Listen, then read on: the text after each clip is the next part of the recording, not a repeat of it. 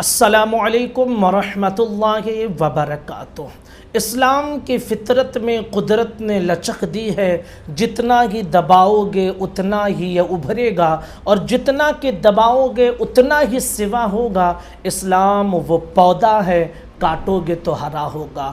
Denmark, Sweden, اس بیچ میں آپ نے اس کا نام بہت سنا ہوگا، اس لیے کہ قرآن مقدس کو جلانے کے حادثات یہاں پر بہت زیادہ ہوئے ہیں۔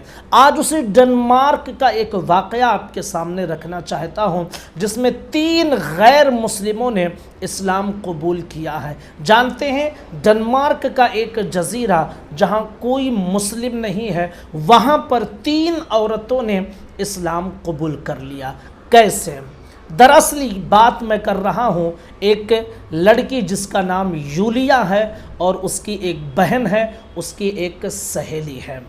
اچانک ایک دن یہ کالج جب پہنچتے ہیں تو حجاب پہن کر کالج میں انٹر کرتی ہیں۔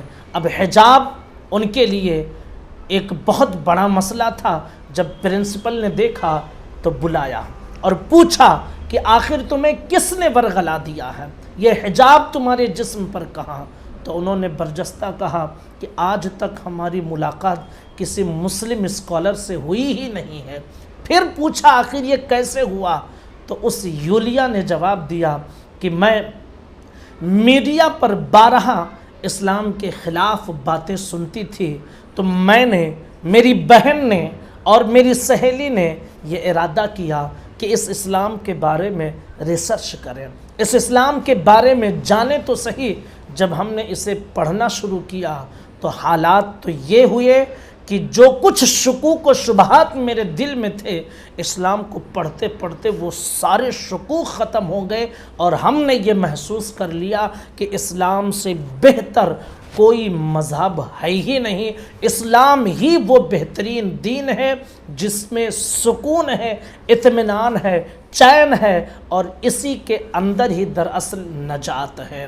پھر یولیا نے بتایا کہ اس کی عمر 20 سال ہے، اس کی بہن اور اس کی سہیلی تینوں نے مل کر کلمہ پڑھا ہے، اور اس یولیا کا یہ بیان ہے کہ میں ایک کک ہوں اور اولڈ ہاؤس میں کوکنگ کرتی ہوں۔ میری خواہش اب یہی ہے کہ میں عربی سیکھوں اور قرآن مقدس سے استفادہ کروں، اور قرآن مقدس کے ذریعے اسلام کی تعلیمات کو اور زیادہ جان لوں۔ وہ کہتی ہے میری چاہت یہ ہے کہ میری بھی ایک فیملی ہو جس میں سب 5 وقتہ نمازی ہوں، سارے کے سارے لوگ مسلمان ہوں۔ یولیا کا بیان ہے کہ اس کے رشتہ دار، اس کے بعض عزیزوں نے اسے بہت گھیرا بندی کر کے اسلام سے روکنے کی کوشش کی، لیکن یولیا یہ کہتی ہے کہ وہ مجھے روکتے تھے تو میں خود انہیں اسلام کی دعوت دینے لگی، اور میں نے یہ صاف کہہ دیا کہ اب میں اسلام کا دامن چھوڑ کر نہیں کہیں جا سکتی ہوں، اس لیے کہ اب میری منشا صرف یہی ہے کہ میں وہ کام کروں جس سے میرا اللہ راضی ہو جائے۔ مخلوق راضی ہو یا نہ ہو ہمیں اس کی کوئی پرواہ نہیں ہے، بس پرواہ یہ ہے کہ میرا رب راضی ہو جائے۔ یہ ایک حقیقت ہے کہ جب اسلام کی شدت کے ساتھ مخالفت کی جاتی ہے تو اسلام بڑی تیزی کے ساتھ بڑھتا ہوا